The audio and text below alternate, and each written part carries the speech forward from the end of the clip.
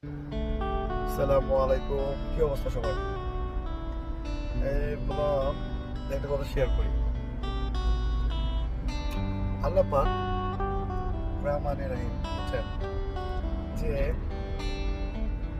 Actually মাঝে মাঝে যে আমি চিন্তা করি যে এটা কেন করলো, আর এই কেন আমারে ধুয়ে চলে এলো, ফ্রেন্ড, আত্মীয় স্বজন যেটাই, যে কেন আমার সাথে এখন কথা বলে না, বা আমার সাথে দূরে গেলো আমার এই টাইমে, আমার এই সমস্যার সময়, বা এটা ওইটা কত কিছু আছে না রিলেটেড।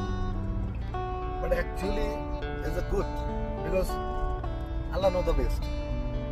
আল্লাহ জানে যে তোমার জন্য কে ভালো কে মন্দ, ঠিক আছে? যে যাওয়ার এমনি যাইতো, ঠিক আছে? সো কারোর জন্য কিছু তো থাইমা থাকে না, ঠিক না?